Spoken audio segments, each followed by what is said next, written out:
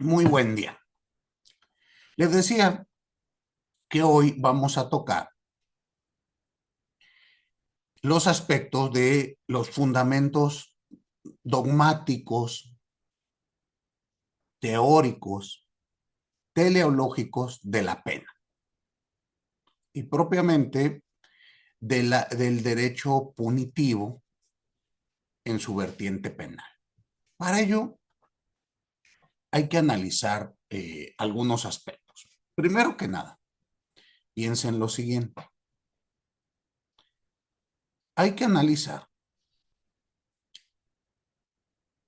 que el delito,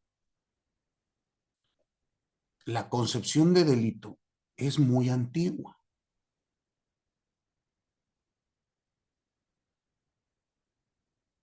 Hay conductas que son sancionadas, podríamos decir, desde que el hombre comienza a vivir en sociedad. ¿Concuerdan conmigo? Pareciesen universalmente repudiadas. Y por lo tanto, poco a poco el Estado fue creando una estructura normativa, jurídica, política, para evitar que ocurran estas actividades.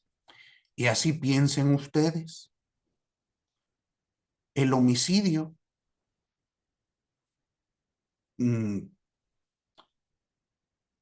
parece ser que es una figura universalmente rechazada. ¿Concuerdan conmigo? Sí, El robo, pues creo que en ninguna sociedad está vista que se robe a alguien algo.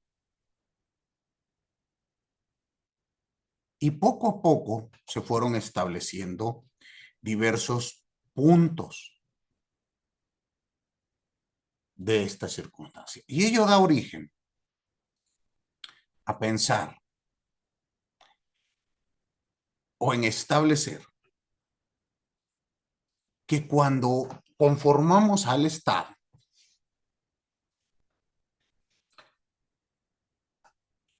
las, la sociedad fue eh, acorde en establecer que la facultad punitiva, es decir, la facultad de sancionar, de castigar, va a ser exclusiva del Estado. ¿Están de acuerdo? ¿Recuerdan ustedes teorías del origen del Estado?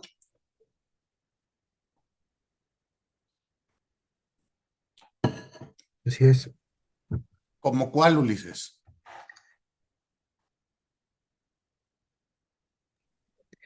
Teorías, por ejemplo, la de Hobbes, que habla cuál fue el fundamento del Estado. Este, y Ajá. obviamente teorías modernas, ¿Y qué nos decía Hobbes?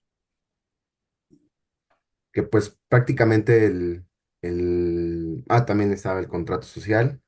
Pues básicamente decía que el origen del Estado era un pacto en el que ciudadanos y Estado, entendido como, lo describía como una figura mitológica que era el Leviatán, eh, pactaban organizarse políticamente decía Hobbes, según su teoría, por conveniencia, ¿no? En este caso, porque a nosotros nos conviene que el Estado nos proteja, eh, en, cediendo nuestra libertad en razón de que, bueno, que nos proteja y que haya orden, ¿no? Entonces, básicamente esa es la teoría contractualista de Thomas Hobbes, Ok. por ese que legales. Y en esencia, Hobbes señalaba que el hombre es malo por naturaleza, a diferencia de Rousseau. Rousseau nos decía que el hombre es bueno por naturaleza.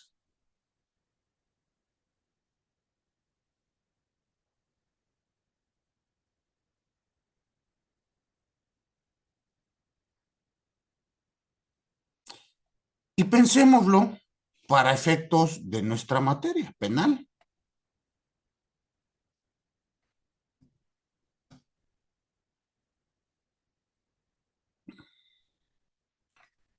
¿Cuál piensan ustedes que sería la, la concepción o cuál les convence a ustedes? ¿El hombre es bueno por naturaleza o el hombre es malo por naturaleza?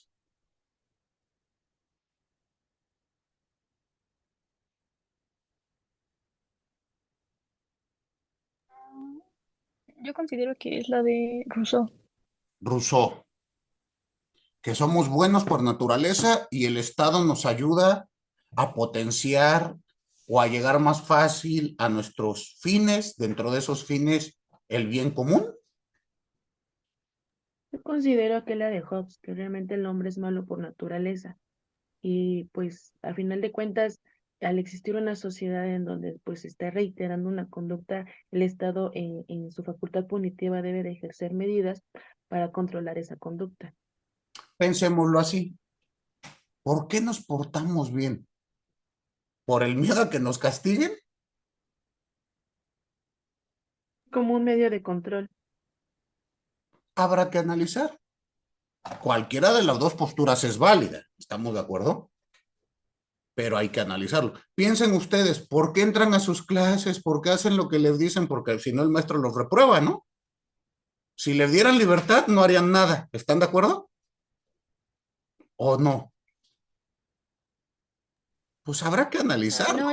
No, no, no, yo no creo una figura paternalista del Estado, pero hay áreas del ser humano que es la que nos toca estudiar a nosotros, donde me parece que las pasiones nos pueden llevar a puntos a veces sin retorno.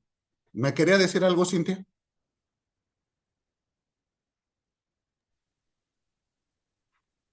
ya se me olvidó, perdón. Bueno, ok. Entonces piénsenlo así. Esto, ya sea que sea porque somos buenos por naturaleza o ya sea porque somos malos por naturaleza y necesitamos que nos controlen,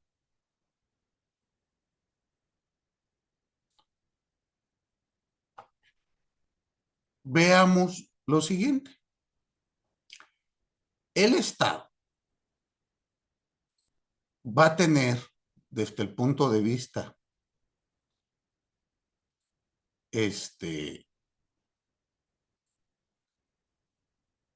punitivo, diversas relaciones con el ciudadano. Por favor, díganme si mi pantalla se comparte.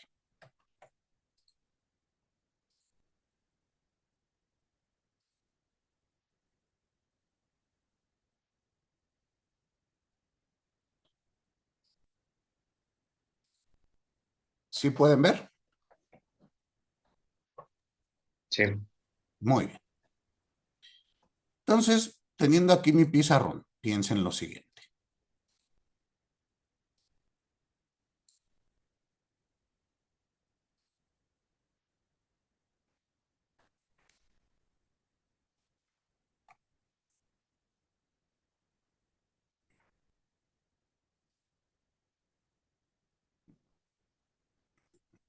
Denme un segundito.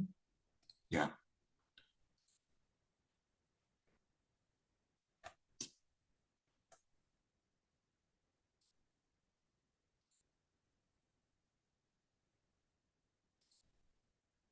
Pensémoslo así. Lo que hemos platicado lo podríamos resumir de este modo. El Estado, por cuanto hace a su facultad punitiva, recuerden, siempre que nos refiramos a facultad punitiva, es de castigo. Veremos más adelante que esta facultad punitiva pues tiene tres grandes vertientes, a saber, la vertiente penal, la vertiente administrativa sancionadora y la vertiente fiscal. ¿Estamos de acuerdo ahí?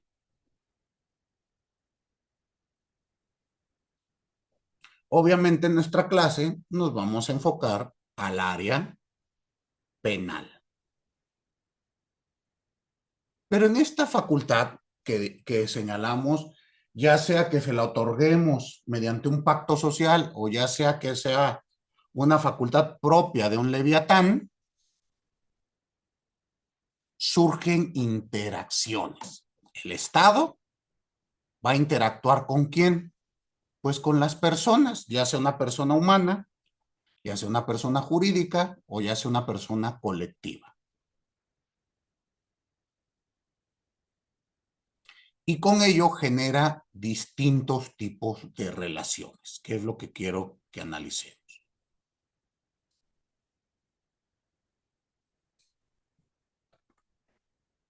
El primer tipo de relación.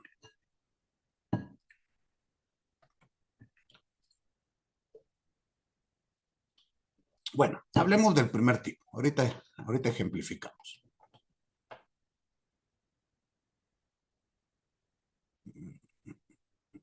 A ver.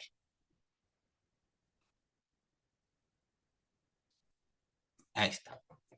Veamos o retomemos. Existe varios tipos, a saber, 3 tipos de relaciones. Del Estado con su facultad punitiva con las personas. Cuando nos refiramos a las personas, hay que entender, la relación será, como les decía, con una persona humana, entendida, un ente físico, piense usted Adrián Polanco Polanco. ¿Están de acuerdo? Pero también hay una relación punitiva con personas jurídicas. ¿Qué quiere decir esto? Hoy por hoy el Estado, nuestro Código Nacional de Procedimientos Penales, establece un procedimiento especial para sancionar penalmente a empresas. ¿Sí sabían eso, no? Entonces ahí tenemos una relación con una persona jurídica.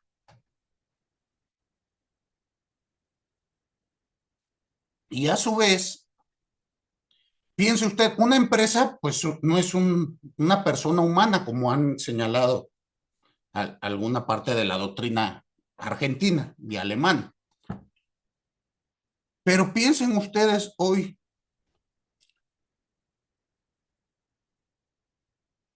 se protegen a personas o hay relaciones con personas jurídicas, con personas colectivas, con personas humanas. Piense usted el siguiente caso. Hoy por hoy son sujetos de protección, por lo menos en Ciudad de México, los animales.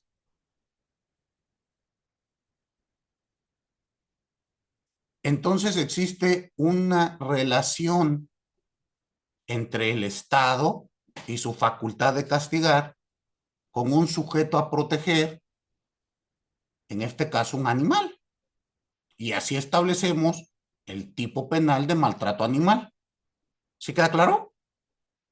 Ah, pero hay otros sujetos, la naturaleza, y no tenemos hoy en día delitos ambientales.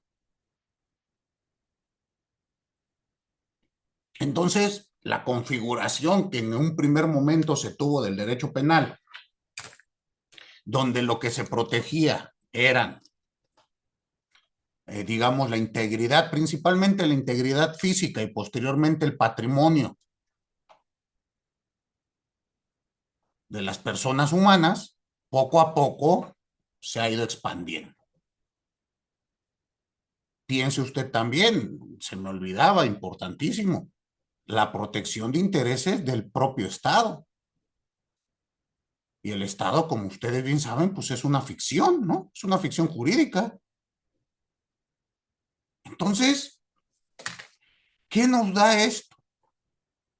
Van a existir 3 tipos o 3 formas de relacionar el Estado con estos sujetos.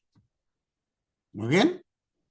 Veamos la primera. Y obviamente nosotros de estas tres relaciones solamente vamos a estudiar una en esta materia. Ya después, si nos vemos en procedimientos o en otra, veremos otro tipo de relación. Pero piénsenlo ustedes así. El primer tipo de relación que se tiene son las relaciones políticas de sujeción general. Vamos a explicar esto. Repito, relaciones políticas de sujeción general.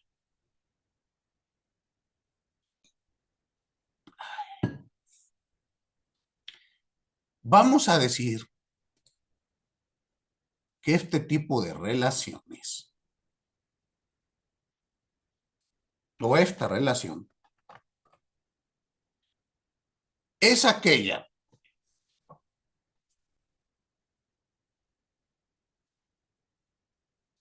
en la que todos los que se hallan en el territorio del Estado están obligados a la observancia de las leyes de ese Estado.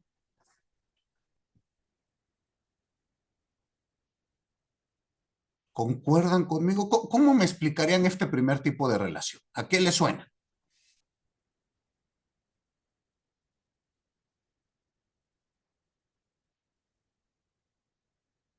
¿A alguien que quiera hablar?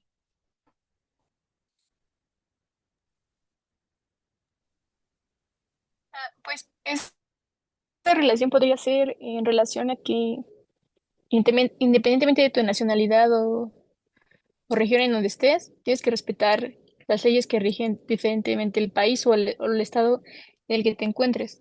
Es lo que yo logro entender. Ok, pero exacto, la relación que en ese caso sería con el Estado, piénsenlo como una relación, insisto, política de sujeción general. Como acertadamente señaló Cintia, piénselo de este modo. Recuerdo que José Miguel me dijo que usted radica en el estado de Morelos. Sí, así es. ¿Ok? Si yo voy al estado de Morelos, por el solo hecho de entrar al territorio soberano del estado de Morelos, inicia una relación política de sujeción general de mi persona con su estado. Eh, no necesariamente, sin embargo, bueno, desde mi punto de vista, creo que ya estando en cualquier estado, no solamente en este estado de Morelos, al realizar, por ejemplo, los jurídicos, se me ocurre un contrato de arrendamiento, este, de alguna forma ya te obligas a sujetarte a las leyes que rigen el estado. Por ejemplo, por ejemplo, en este caso, el Código Civil. Bueno, ahorita enfoquémonos al penal, ¿sale? Porque en el Código Civil eso no es así. Yo puedo ir y firmar un contrato civil de la naturaleza que usted quiera en el estado de Morelos y hacer competente a los tribunales de la Ciudad de México. Si así lo pactan, sí. Pues, ¿y eso lo puedo hacer en materia penal? No.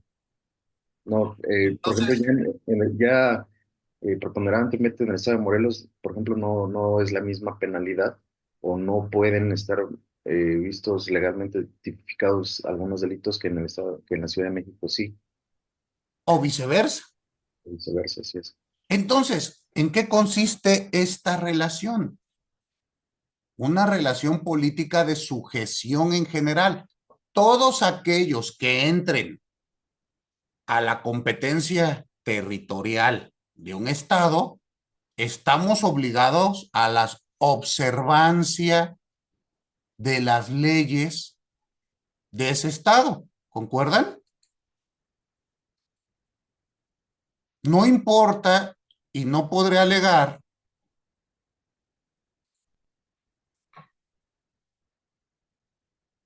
que en mi estado o donde yo radico eso no es un delito, que la conducta que cometí no es un delito. ¿Por qué? Porque esta es una primer forma de relacionarnos. ¿Estamos? Y por ahí decimos, la ignorancia de la norma no excluye de su cumplimiento. Bueno, en materia penal eso aplica grosísimo modo. Muy bien. Piénselo de este modo. Y ya analizaremos casos, ¿no? Pero circunstancias, digamos, de laboratorio, no sé si se han dado, pero son normalmente ejemplos de libros donde nos dicen, una persona donde en su estado está permitida el polimatrimonio. Viene con su familia extendida, 4 o 5 esposas o esposos, dependiendo, normalmente pues estas configuraciones es hombre con varias mujeres, ¿no? Entra al territorio mexicano y piense usted un estado donde el delito de bigamia esté previsto. Este sujeto, al entrar a ese territorio, ¿estará cometiendo un delito?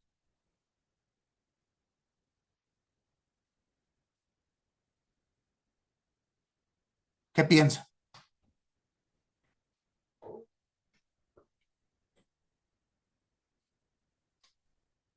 ¿O de acuerdo con esta relación, qué opina? Yo considero que sí, porque al someterse al territorio del Estado, pues te sometes a su jurisdicción. Y eso significa que también a lo que, al cómo regula su marco normativo en materia penal. Entonces, al momento de que llega a ese estado, se actualizaría la conducta pues de bigamia, Ok. sería de poligamia. Ujú. De poligamia, en este caso. Poligamia. Ok. ¿Y no podemos alegar la costumbre como una excluyente? Habrá que analizarlo, ya veremos más adelante, ya veremos en qué casos las costumbres y demás son excluyentes de responsabilidad, o de error de tipo, o de error de prohibición, ¿queda claro? Pero de momento, esta primer relación, entiéndanla, es de sujeción en general. Y así si yo viajo, estoy poniendo ejemplos de estados, pero si viajo a otro país, ocurre justamente ello, ¿no? Yo Una creo cosa, que no, dígame, perdóname.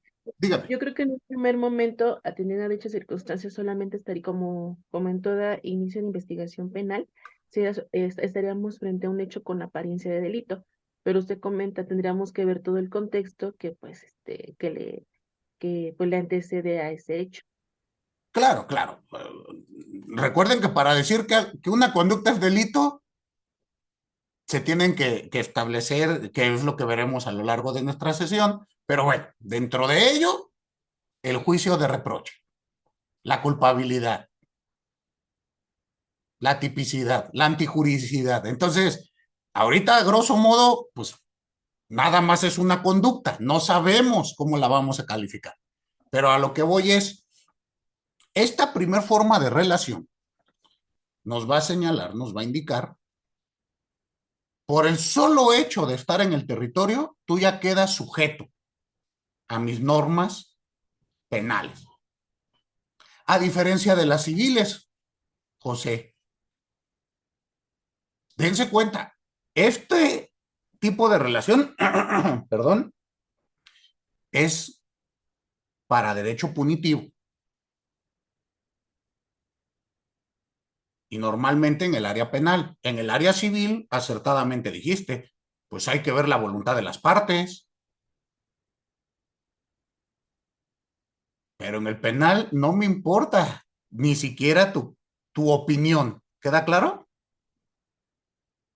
Piense usted interrupción legal del embarazo. En Ciudad de México, hasta la semana 12 no hay problema. La misma conducta en otro estado puede ocasionar hasta una pena privativa de la libertad. ¿Sí? Entonces, veamos la segunda forma de relaciones. La segunda es la relación jurídico-penal hipotética. Esta se refiere a que el Estado tiene la potestad de castigar sobre la base de las mencionadas obras, perdónenme, las mencionadas normas jurídicas. ¿A quién va a sancionar? Estas normas ya existen, que es parte de la primera relación. Pero surge esta relación hipotética a cualquiera que viole los preceptos penales. Es decir, se establece una norma, una hipótesis normativa fáctica de sanción. Veámoslo así. A ver, denme un segundito.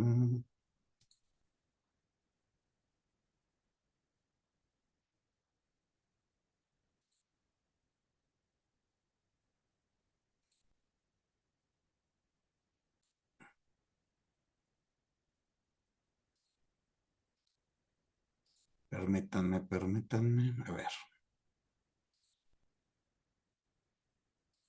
Ya. Es que les digo que como es nueva, está actualizada mi aplicación, se me pierden los pizarrones. Pero bueno.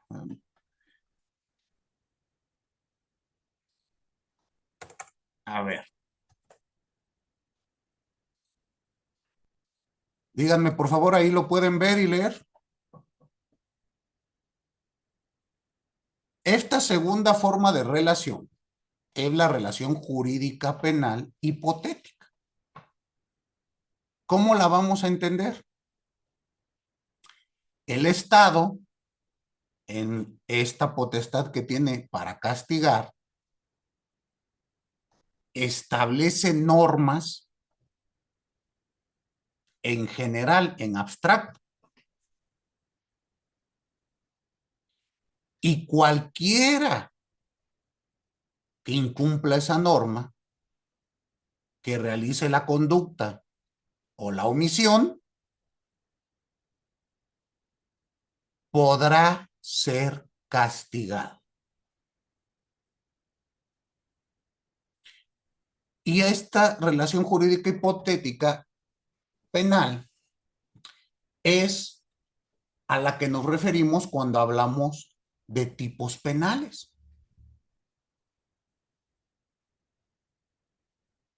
¿Concuerdan? Piense usted, al que prive de la vida a otro, se le impondrá de 8 a 20 años de prisión. ¿Están de acuerdo conmigo que esto es una relación jurídica penal hipotética? Puede ocurrir o puede no ocurrir. ¿Sí?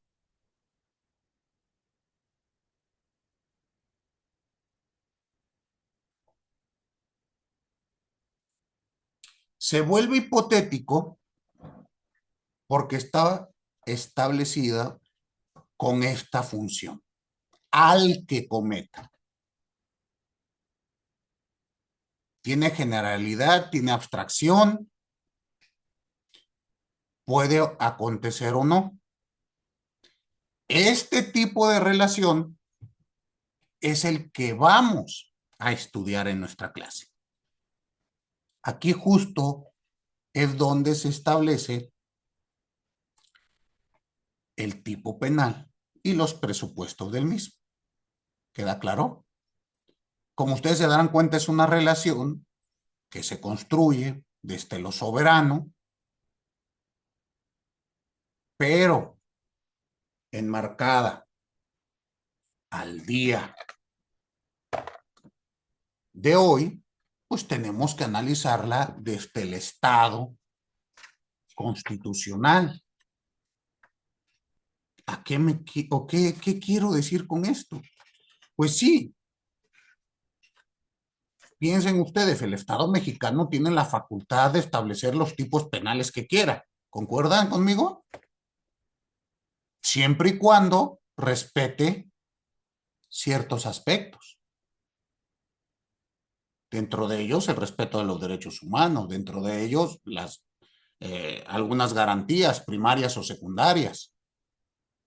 No pueden establecer tipos penales que vayan en contra de la dignidad humana, ¿o sí? Ya lo analizaremos.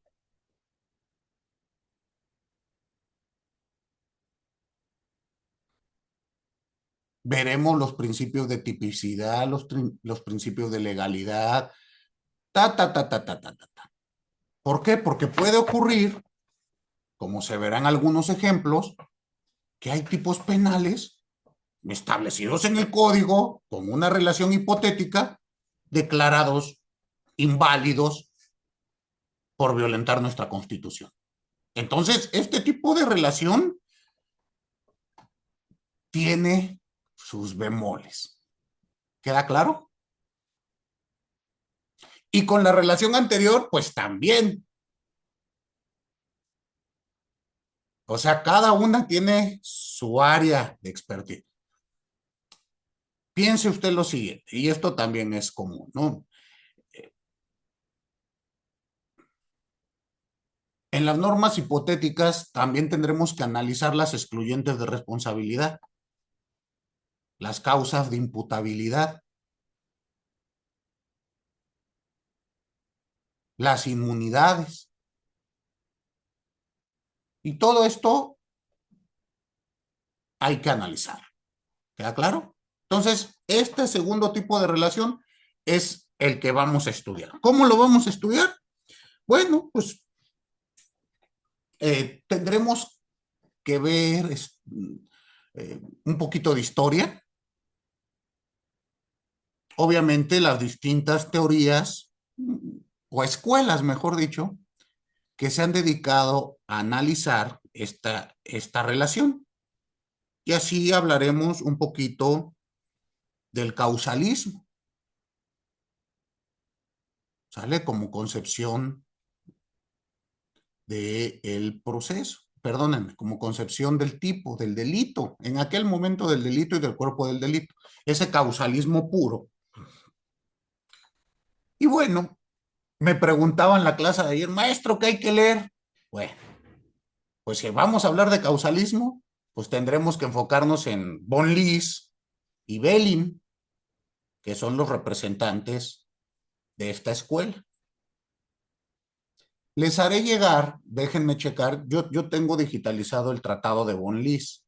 Obviamente no hay, bueno, hay que leerlo todo y hay que conocerlo, pero para nuestra sesión, para nuestra clase, pues no es necesario todo, ¿no?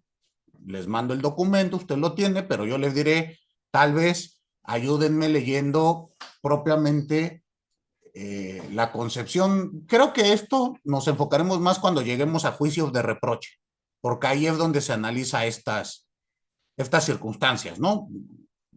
Primero establecemos todo lo demás, la estructura, y ya vamos viendo la diferencia en su momento. Pero este causalismo puro, ustedes van a escuchar que los penalistas cantinfleamos y decimos, la causa de la causa es la causa de lo causado. ¿Alguna vez han escuchado eso? Judith me dice que sí, porque es Ministerio Público, si mal no recuerdo. Jessica y Ariana también asintieron. Recuérdenme, ¿ustedes también trabajan en la fiscalía? Trabajé. Ah, ok. con- Ujú. Porque esto sí suena una cantinfleada, ¿no?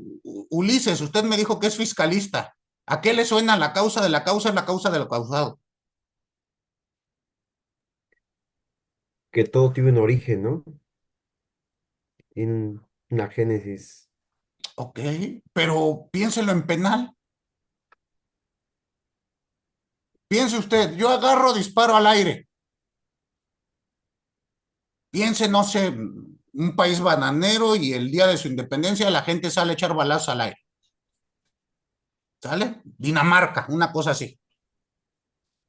O un funeral donde estamos echando balazos en lo que llevamos a enterrar a Kevin. ¿Sí les ha tocado ver algo así o no? Ok, Sí. Suecia, Inglaterra, una cosa por el estilo. Yo sé que ustedes en México nunca lo han visto, pero piensen que hacen eso y una de esas balas, obviamente, pues la física es la física, todo lo que sube tiene que bajar. Y una de ellas cae y mata a alguien. De acuerdo al causalismo, ¿cuál fue la causa de la muerte? El sujeto que disparó. ¿Y el juicio de reproche cuál será, Ulises? Claro, La causa de la causa.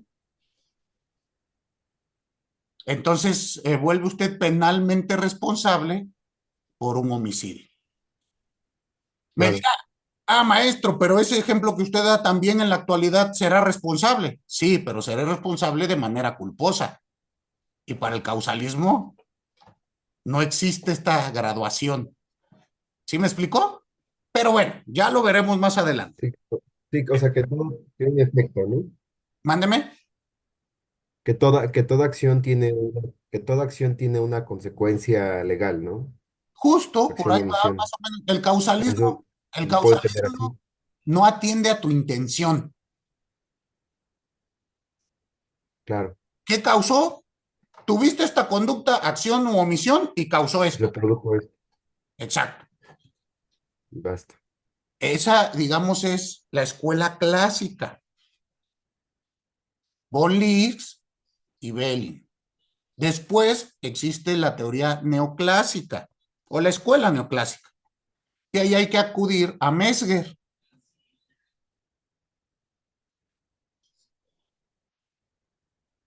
Pero por el contrario, ya si nos venimos más hacia nuestro siglo, de 1993 a 94, que piensen que es cuando viene en México el gran cambio en nuestros códigos penales. Bueno, la reforma y la contrarreforma, que ya hablaremos de ello, pero es un ejemplo muy curioso, donde cambiamos de un código neoclásico a un código finalista. Y así viene en la exposición de motivos que lo leeremos. De 1993 dicen, ya, vamos a abandonar eso de cuerpo del delito y vamos a hablar de tipo penal. De 1993 y al 94 dijimos, ¿sabes qué? Siempre no. Y vino la contrarreforma. Y el argumento que dieron fue, los abogados no entienden el tipo penal. Los jueces no entienden el tipo penal. Los maestros no explican el tipo penal y lo que está ocasionando es que todos salgan libres. Entonces, regresemos. Pero si queremos hablar de finalismo, pues tenemos que hablar de Belsen. Y ya analizaremos un poquito qué dicen, hacia dónde se mueve y demás. Después, en el estudio de de esta relación, existe también la escuela del funcionalismo, más reciente, a partir del 97, 98 para acá. Y allá tendremos que hablar, pues, de Roxin y Jacobs.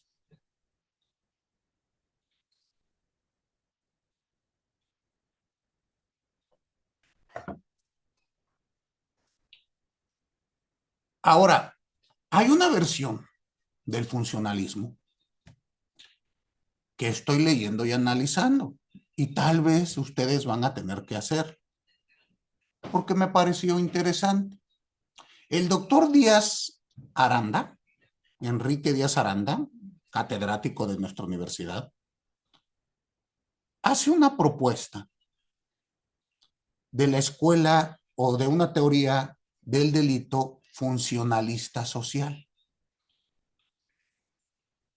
Y establece que su teoría está enfocada al contexto mexicano. Entonces, creo que también vamos a analizar qué nos dice nuestro ilustre doctor. ¿Queda claro? Entonces, dense cuenta, Todo esto que estoy platicando son siglos de estudios dogmáticos. Propiamente, la mayoría de los autores, como ustedes oyeron, o los representantes de estas teorías, pues son alemanes. Entonces, la escuela alemana, pues nos va a traer muchas enseñanzas. Muy bien, entonces todo esto es la relación hipotética que vamos a estudiar, pero nos está haciendo falta una relación,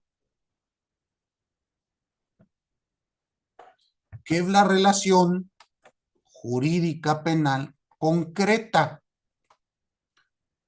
La primera que vimos es la hipotética. Perdónenme, y me está faltando un elemento indispensable de esta relación hipotética. Lo referente a la estructura del tipo, cómo lo debe de redactar el legislador para que esta norma hipotética sea válida. Piénsenlo ustedes de este modo. La norma legal se constituye por regla general de dos elementos. Uno fáctico y uno de consecuencia.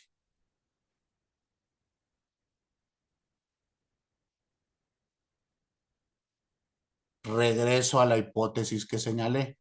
Al que prive de la vida a otro, ahí está la hipótesis fáctica, ¿la ven? ¿Cuál es la consecuencia? Sí, solo sí. Si privó de la vida a otro, sí, solo sí, es un condicional desde la lógica formal.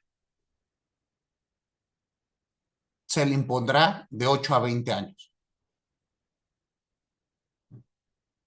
Y aquí viene, ¿por qué voy a esto? Porque esta relación, el derecho punitivo, es un derecho que no surge espontáneamente. El Estado no puede llegar y castigarnos en automático. Requiere el tercer tipo de relación. La relación jurídico-penal concreta. Es decir, el solo hecho de que esté una ley no, y que la incumpla no ocasiona que se me sancione. ¿Quedan claro? ¿Qué será necesario para que surja la sanción penal?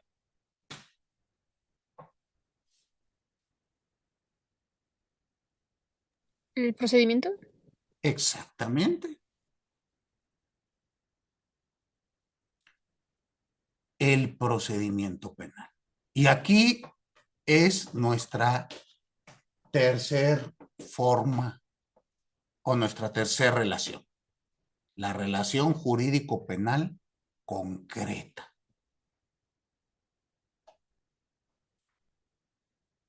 Insisto, solamente podremos hablar de ello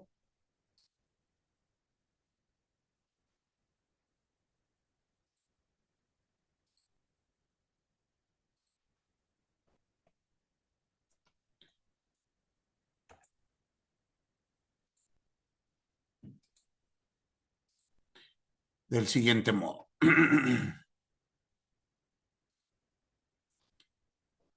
Esta relación es la que surge cuando el Estado tiene la potestad de castigar a un individuo determinado.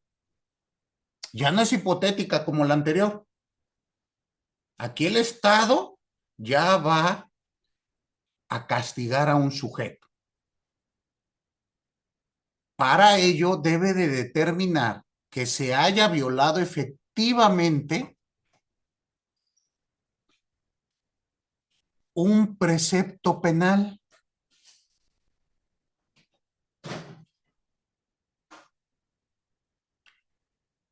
y con ello se realiza un juicio de culpabilidad.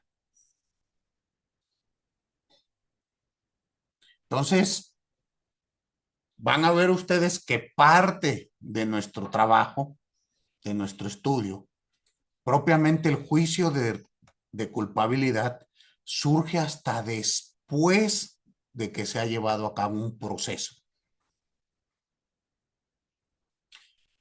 Entonces, esta idea que a veces se dice en el sentido de que pues, la teoría del delito no sirve en la práctica y que en la práctica, ¿para qué lo estudiamos si no nos sirve? Pues nos vamos a dar cuenta que eso no es así. ¿Por qué? Porque yo no puedo hablar de juicio de culpabilidad si no es en un proceso. ¿Queda claro? Y aquí vienen algunos elementos importantísimos que ya estudiarán más adelante ustedes al hablar de, eh, de su teoría del proceso y propiamente del procedimiento penal, el margen de probabilidad. Pero nosotros debemos de entender que para realizar el juicio de reproche, el juicio de culpabilidad, pues tiene que haberse colmado un estándar probatorio. En el caso mexicano, más allá de toda duda razonable. Bueno, entonces se dan cuenta cómo lo procesal y lo sustantivo van de la mano. No podemos entender uno sin el otro. Por eso no podríamos establecer que podemos llevar a cabo un buen proceso sin entender teoría del tipo. Más allá, la configuración del procedimiento penal, en el caso mexicano, señala que la carga de la prueba de la culpabilidad la tiene el órgano acusador. Y les pregunto, ¿la culpabilidad será un elemento del tipo? Sí. Entonces, ¿creen ustedes que sea necesario estudiar teoría del tipo para ser un buen abogado, para estar en los juzgados, para ser un buen juez, para ser un buen fiscal? Sí. Muy bien. Entonces, este es el panorama del recorrido que vamos a realizar. Insisto, nosotros nos enfocaremos brevemente cuando veamos presupuestos a la relación, a la idea del delito y cómo surge esta primer relación de prohibición general. Gran parte de nuestro curso se enfocará al análisis de la relación hipotética en abstracto y ahí es donde vamos a analizar el tipo. Y vamos a ir analizando varios tipos penales para que usted tenga en cuenta una metodología. ¿Cuáles son los elementos objetivos, normativos, subjetivos de un tipo penal? ¿Queda claro? Y a su vez veremos las excluyentes o las causas de atipicidad. Y aquí, bueno, tenemos que analizar. En códigos penales, podríamos decir que nuestro país se ha dividido en tres grandes familias.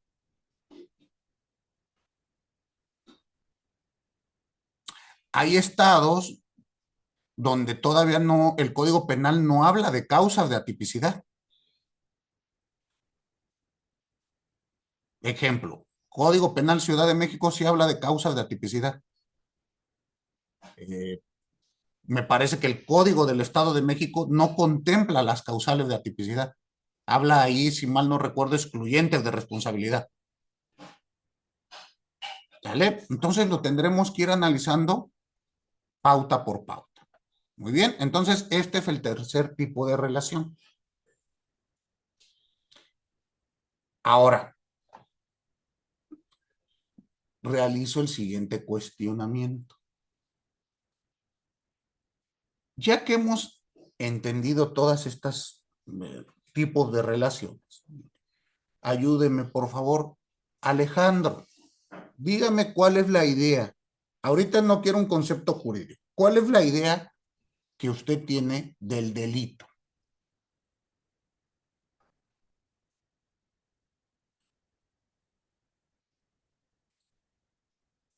¿A qué le suena a usted? ¿Está apagado su micrófono, Alejandro? Lo siento, estaba hablando con el micrófono apagado. Bueno, claro, el delito es una acción, un hecho que se da y está tipificado propiamente en la norma, ¿no? Que es como lo que mencionaba hace un momento. Al que prive de la libertad es una vez que se da la acción, se comete un delito. Uh-huh. Ok, pero ¿cuál es la idea de delito? Yo considero que la idea de delito es una acción o una omisión que se da. O sea, es tal cual. O sea, de manera lisa y llana es eso, es un hecho que se considera, digo, ya hablando en cuestiones a lo mejor ya más sociales, puede ser reprobable, puede ser considerado, no sé, o sea, en el número de cosas, pero propiamente es una acción o una omisión. Un delito es una acción o una omisión. Ok, pero creo que una acción, una omisión necesitaremos darle otras características, ¿no? Porque, Bueno, claro, evidentemente. ok, es a lo que voy. ¿Cómo surge? ¿Cómo creen ustedes que surge? En la antigüedad, piensen ustedes, la idea del delito. Así como en su momento surgió la idea del contrato, ¿cómo creen que surge la idea jurídicamente hablando del delito? ¿Para qué? ¿Dónde aparece? Porque, insisto, pues parece ser que desde que el hombre vive en sociedad hay delitos, ¿no creen? Bueno, hay conductas reprobables, pero no todas son delito, que es lo que quiero que hagamos una pequeña gran diferenciación. Porque sí, hay acciones o omisiones que pueden tener el repudio social o incluso el repudio legal, pero no eso, no por ello se vuelven delito. Yo sé que usted me va a decir hoy, maestro, pues bien fácil, ¿qué es delito? Pues lo que diga el Código Penal que es delito y se acabó. Pero tratemos de analizar un poquito la exégesis de esa figura. ¿Por qué? Porque de aquí vamos a analizar las diversas teorías respecto de el origen del delito, la consecuencia del delito, la función del Estado en el delito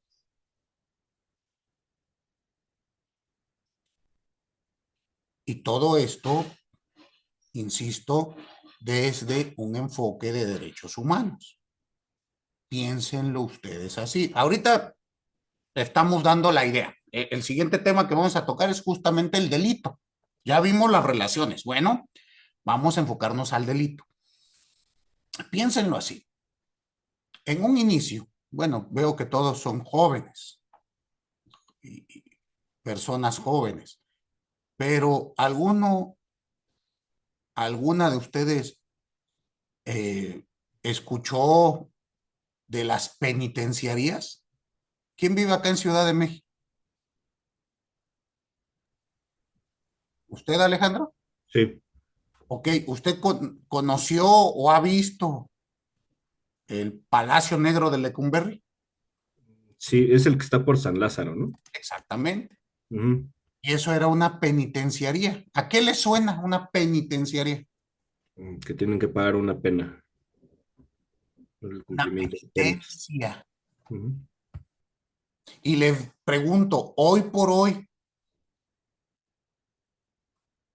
los centros donde están las personas privadas de su libertad se siguen llamando penitenciarias. ¿Cómo se llaman ahora? Depende del tipo, ¿no? Porque si hay centros penitenciarios, hay reclusorios, Ujú. o- no recuerdo cómo se llaman los federales, pero sí. Hay Bu- reclusorios. Bueno, ceferesos, cerezos. Ah, ok. ¿Y qué quiere decir ceferezo, Alejandro? La verdad no lo sé, pues, no lo tengo bien claro. Ay, Son centros de readaptación social. Ajá, ok. ¿centro de readaptación o de reinserción? Mm. Reinserción. Y vean cómo estos cambios de nomenclatura, sé que en nuestro país pues nos vale queso, pero tiene una razón de ser. Primero hablábamos de cárceles.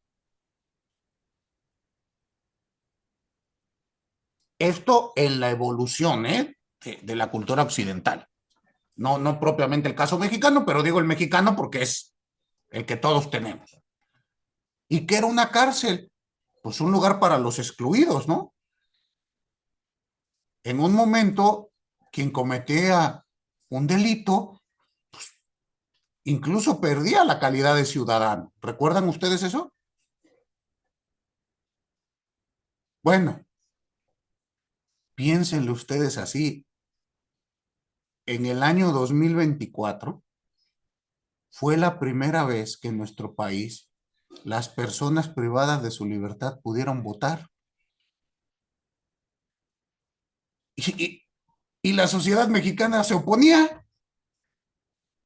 O sea, les pregunto, entonces las personas que están atrás de las paredes de un centro de reinserción social no son ciudadanos completos como usted y como yo. Es parte de la teoría del delito. ¿Qué es el delito? ¿Cuál es su consecuencia? ¿Y cuál es la finalidad de esta pena? Por eso es importante que lo vayamos analizando. Insisto, cárceles, mételos ahí que se mueran, ¿no? No nos importa. Es más, mándalos a una isla y que hagan trabajos forzados. Después esto fue cambiando. Aparecen voces ilustradas, humanistas, que dicen, oye, esto no es así, pero esto fueron siglos. Y piense usted el tratado de Beccaria sobre las penas, que va a ser una obra que vamos a leer. Es un libro que se escribió hace siglos, pero que parece que nadie lo leyó. Es más, parece que Beccaria no pasó por México. ¿Sale? Entonces vamos a leer un poquito de Beccaria.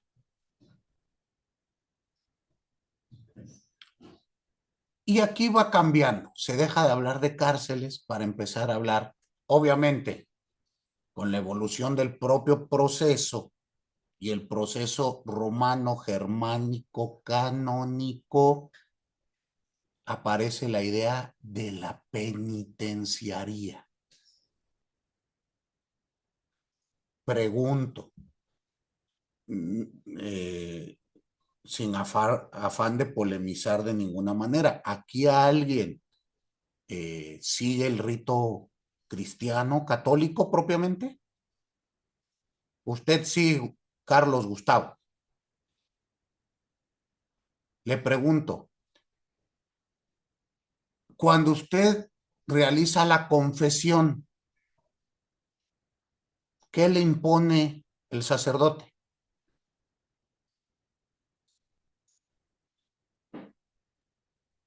Mm, Ya tiene mucho que no me he confesado, pero Yo también, pero recuerdo que en la primera comunión me tuve que confesar antes de comer la oblea. así es. Ok, cuando vas allí, te sientas, dices tus pecados y ¿qué hace al final el sacerdote o el cura? Nada más nos da la oblea y nos regresamos. No, no, no, pero eso es antes, para que Ah, puedas, bueno, para tenemos que, que llevar Para que Mira, puedas comulgar tienes que confesar previamente, ¿no? sí. ¿Y qué sigue en la confesión? Bueno, parece que Carlos tiene mucho que no va. ¿Alguien se ha asomado a la iglesia, aunque sea a pedir limosna? Te impone Bueno, una no soy penitencia. católica, pero pues sé que Perdón, después de se que me se encimó el confiesa, audio. Se me encimó el audio. Una por una, por favor. Ariana. no soy católica, pero sé que cuando después de que se confiesan, tienen que rezar lo que les diga el padre de que tantos Aves Marías Ok. Y o sea, les pone como un castigo y después de eso ya pueden espérame. cumplir. Ese castigo, ¿cómo se llama en el rito de la religión católica? No, no sé. La penitencia. Penitencia. La penitencia. Y penitencia es sufrir para lavar tus pecados. Entonces, cuando hablamos de penitenciarías, ¿qué creen que iban a hacer ahí los penitentes? Sufrir. Sufrir. Por eso suena muy interesante que Alejandro me diga, ¿en el siglo XXI en México hay penitenciarías, maestro? ¿Sí me explicó?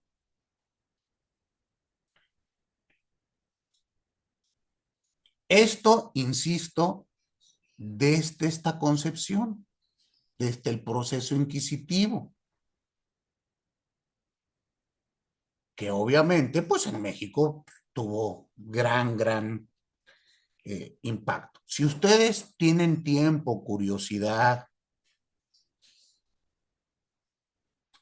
pueden ir a ver, porque acaban de restaurar, en la Plaza de Santo Domingo, acá en la Ciudad de México, en lo que era la antigua Escuela de Medicina. ¿La conocen? Es Santo Domingo, esquina con Venezuela.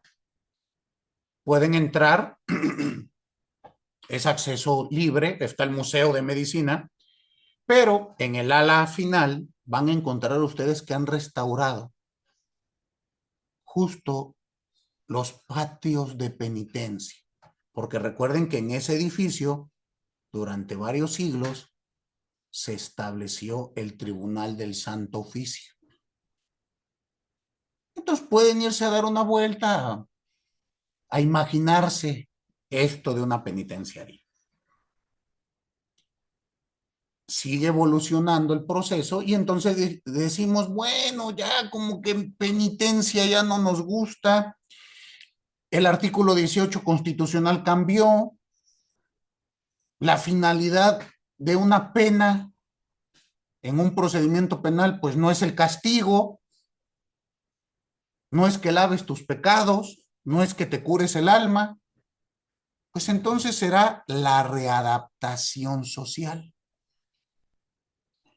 Y consideramos entonces al delincuente como un desadaptado. Se sale de este orden social y entonces lo vamos a readaptar. Y esta fue una doctrina que tuvo muchísima vigencia. En el caso mexicano me parece desde los 70s hasta los 2000 tempranos.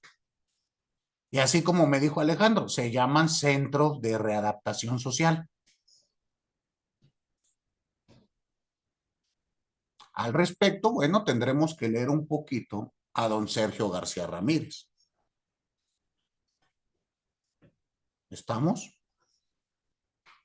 Don Sergio.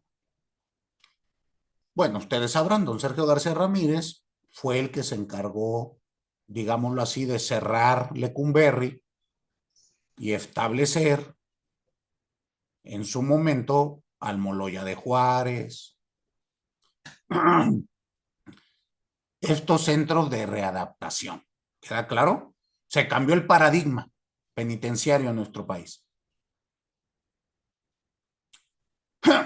Pero la figura de la readaptación social empezó a tener también problemas de lo dogmático. Ayúdeme, Judith. ¿Piensa usted que una persona que mata a otra se salió de estos convencionalismos sociales? Si yo agarro y le disparo a alguien, ¿pudiera ser un desadaptado? No necesariamente. ¿Por qué? Podría ser una legítima defensa. Ok. Pero en la legítima defensa no habrá juicio de reproche hacia mí, ¿verdad? Es un excluyente de Mm, responsabilidad. exacto. Pero pensemos que salgo sentenciado. ¿Seré un desadaptado? ¿De acuerdo a esta teoría? Sí, Ujú.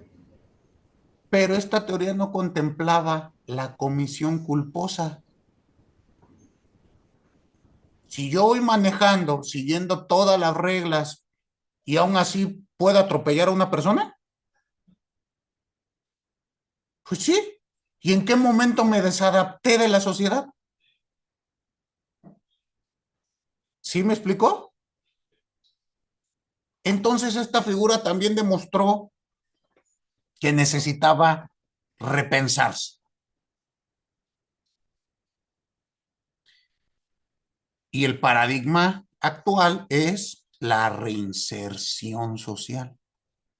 No readaptarlo, sino reinsertarlo.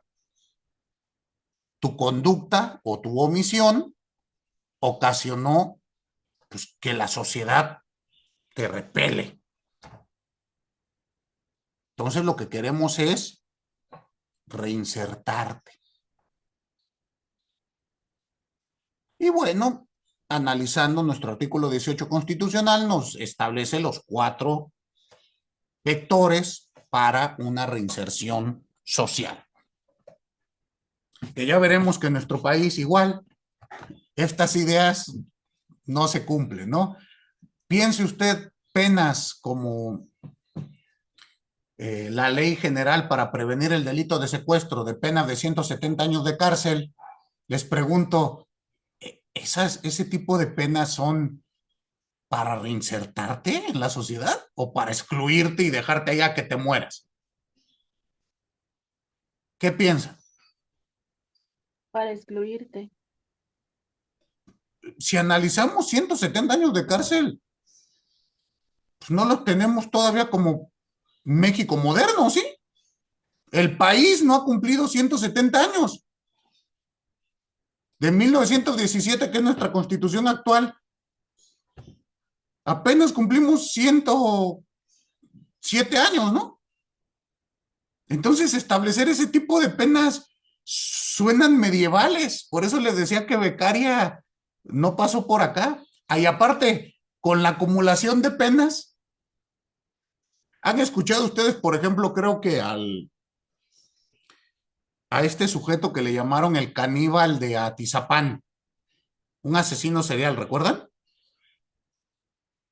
Creo, si mal no recuerdo, ya lleva una condena acumulada de 400 años. O sea, mi cabeza no me da como para entender. Como México no tenemos 200 años de existir desde nuestra independencia. ¿Sí queda claro? Entonces, bueno, habrá que analizar entonces si estas cuestiones son acordes con un Estado constitucional y con la dogmática penal. Para ello leeremos una sentencia interesante dictada por el Tribunal Europeo de Derechos Humanos, conocida como la doctrina Ríos-Prat, justo para este tema que estoy platicando. Estas penas enormes de 700 años, si mal no recuerdo, la mayor pena que hemos dictado son 780 años de cárcel.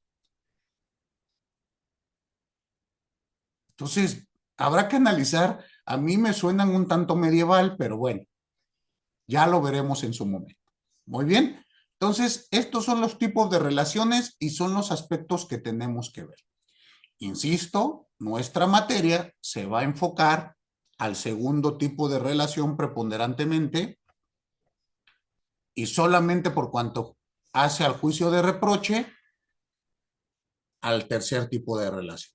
Y es en ese tercer tipo de relación, como les platicaba, que analizaremos desde lo práctico. Muy bien. Así les daré a ustedes ejemplos y les pediré, realícenme el juicio de reproche. ¿Queda claro? Muy bien. Se nos ha acabado el tiempo. Antes de terminar, ¿dudas, comentarios? Yo, doctor, nada más una cuestión. Posteriormente, yo creo vamos a ver la diferencia, ¿no? Entre reinserción social y readaptación. Sí. Bueno, propiamente aquí en mi clase no. Ya lo verán Ah, en penitenciario. ok, Aquí ok. Muy bien. excede de mi relación, porque esa relación sería un cuarto tipo de relación punitiva. Ok, La relación de las consecuencias del delito. ok. Conmigo nos quedamos hasta concreto la hipótesis a una relación concreta. Y ya de ahí, porque recuerde que incluso esta es una relación de carácter ejecutivo, no judicial. Ujú. Pero sí lo van a ver. O sea, de que lo ven en su especialidad. Ok, perfecto. Muchísimas gracias. Para servirle, ¿algo más? Listo. Pasen excelente resto de jornada, muy bonito fin de semana, excelente inicio de semestre y nos vemos por acá el día martes. Hasta luego. Gracias. Hasta luego. Gracias, profesor. Hasta luego. Gracias.